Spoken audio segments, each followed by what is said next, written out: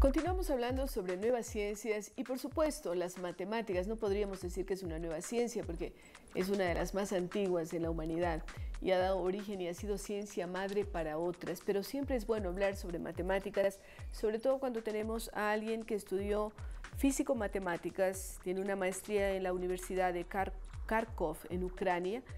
También es doctor en Ciencias Matemáticas en el Instituto de Cibernética, Matemáticas y Físicas de Cuba. Está hace más de 12 años viviendo en el Ecuador, trabaja en la Universidad San Francisco de Quito y se ha vinculado con varias universidades a lo largo del mundo. Bienvenido, Eduardo, a este programa. Las matemáticas aparecen en muchas ocasiones en las escuelas como la disciplina más difícil, a la que le tienen verdadero pánico los estudiantes.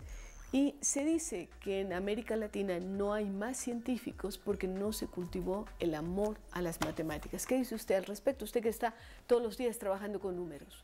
Sí, yo creo que hay una especie de rechazo, producto quizás de una mala interpretación de la importancia que tienen las matemáticas en la vida cotidiana.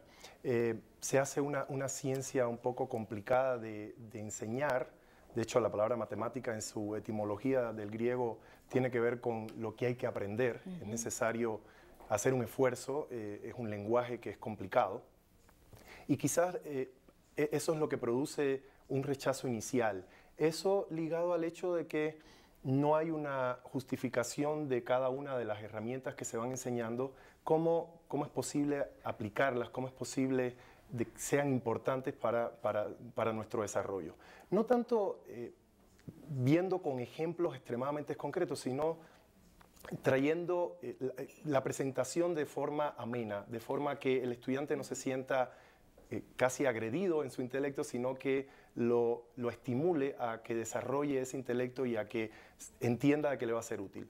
Y en ese sentido diríamos que la didáctica de las matemáticas es lo que está mal, de alguna forma, porque inhibe al estudiante de realmente comprender para qué es importante, por qué debería estudiar matemáticas, que de alguna forma le dan una disciplina lógica a su pensamiento, ¿no? Sí, yo creo que una parte es la didáctica, la otra parte es quizás de que el profesor también esté convencido de que a él le gusta las matemáticas y le gusta enseñar, tenga paciencia y trate de buscar la forma de ese estímulo, ¿no es cierto? O sea, no trate de llevar las matemáticas de una forma aburrida, no trate de cumplir con una especie de trámite, sino de que todo el tiempo esté que se sienta la pasión, que transmita la pasión. Usted ha dictado clases en universidades, nunca a niños pequeños. No, la verdad es que ni no he a tenido jovencitos de bachillerato. Todo el tiempo a estudiantes. Pero usted ama las matemáticas. Sí, definitivamente. ¿Son su vida? Sí. ¿Qué les diría a los niños pequeños si tendría usted ese reto que enfrentar de decirles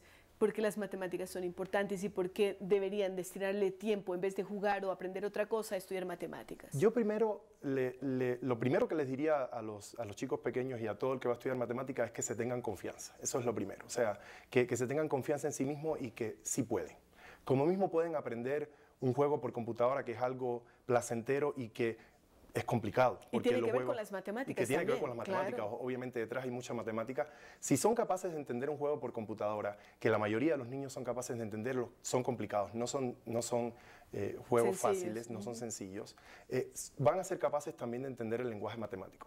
Que ellos mismos traten de encontrar esa parte interesante de las matemáticas, que se pongan retos. De nuevo, que ellos también hagan un esfuerzo por no ver las matemáticas como una especie de trámite en su vida que tienen que cumplir, sino que traten de disfrutarlas, que traten de encontrar ese lado interesante. Una forma de hacerlo, por ejemplo, a nivel escolar, es participando en las competencias de matemáticas. Ahí se ven ejercicios un poquito más complicados que los que se ven en un programa curricular normal o un programa curricular Las competencias estándar. Estimulan a... Por supuesto, sí. Porque son retos. Como las competencias deportivas en cualquier deporte, ponen a reto, es un reto, ponen a prueba la capacidad, en caso del deporte, la capacidad física del ser humano, en el caso de las competencias de matemática, pues la capacidad intelectual.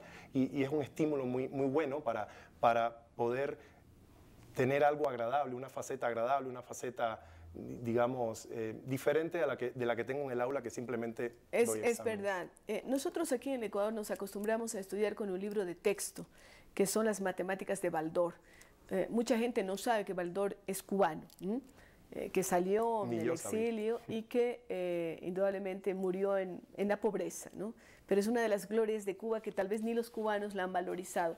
Pero aquí es claro que los estudiantes andamos con un texto enorme, andábamos todos, y me parece que las nuevas generaciones también, dicen que es el libro más pirateado también, ¿no? Lo piratean muchísimo, pero estudiar matemáticas con esa pasta en donde aparece un árabe, ¿no? Y uno pensaba que Baldor era árabe, pero no, él es cubano. En Cuba, usted ha estudiado en Cuba buena parte de su vida, ha trabajado en México, ha hecho posgrados y ahora trabaja aquí en el Ecuador. ¿Qué importancia se le da en estos tres países, al menos que usted conoce más profundamente, a las matemáticas y qué futuro le ve al estudio de las matemáticas en el Ecuador?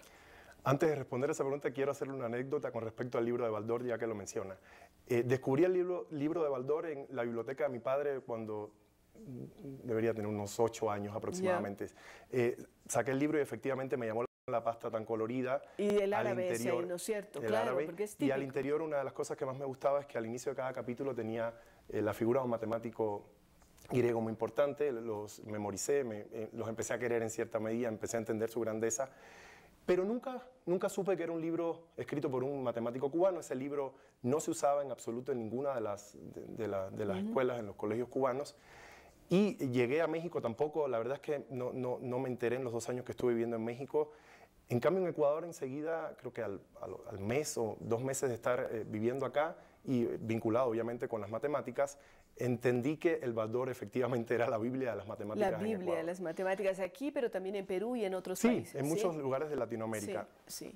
Pues mi opinión con respecto al libro de Baldor, bueno, primero, yo creo que fue un libro genial para su época. Genial, es un libro, pero no hay que olvidar que ese libro es de la década del 40. Así es. Entonces, la forma en que se enseñaba la matemática en la década del 40 del siglo XX, obviamente ha cambiado con respecto... O sea, tenemos que pasar a Baldor y irnos hacia...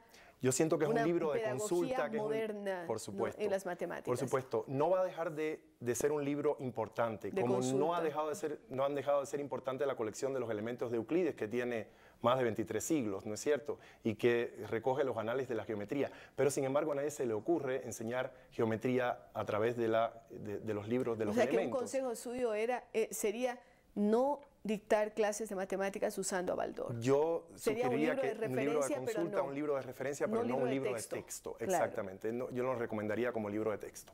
Entonces, ese es, con respecto al Baldor, quería contar esa anécdota. Con respecto a la importancia de las matemáticas en México, en Ecuador y en Cuba, yo creo que hay situaciones un poquito diferentes en cuanto a justamente esos niveles de desarrollo. Tengo que decir que en Cuba, debido a la gran colaboración que existía, sobre todo comenzando desde la década del 60 y hasta finales de los 80 con la ex Unión Soviética, donde había una escuela matemática importante, donde tienen tradiciones históricas en el desarrollo de las matemáticas, figuras que son, digamos, famosas a nivel mundial.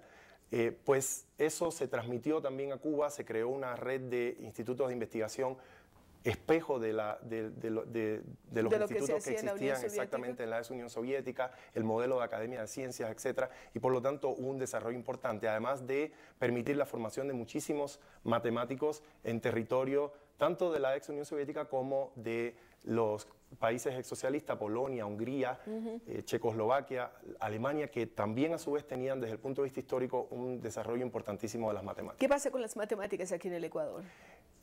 Pues en Ecuador yo diría que... De su práctica universitaria, porque veo que usted ha estado en Guayaquil, en Quito, en Cuenca.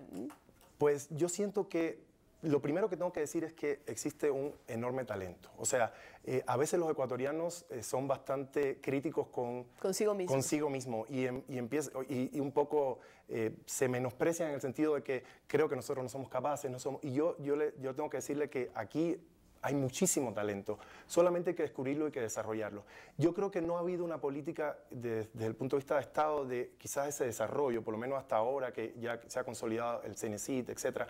No ha habido quizás una política de Estado en desarrollo de las matemáticas, pero aún así los talentos han surgido de forma espontánea y en el movimiento olímpico hemos descubierto muchísimo. De hecho, tengo un compañero que estudió conmigo... De las Olimpiadas de Matemáticas. Sí, tengo un compañero que estudió conmigo en Kharkov, Luego desarrolló toda su vida académica en Portugal, lo invité hace un par de años y estuvo dando un curso acá y se quedó fascinado con el talento que había, el entusiasmo. Así es que lo que hay es que cultivar ese talento. Ojo, que los niños y los jóvenes que también ven este programa sepan que las matemáticas son parte importante del conocimiento y que a lo mejor por ahí va la línea de muchos que nos están viendo y de padres de familia que pueden incentivar a sus hijos en estos talentos. Gracias a Eduardo Alba, que nos ha hablado sobre las matemáticas, y continuamos con este programa sobre las ciencias.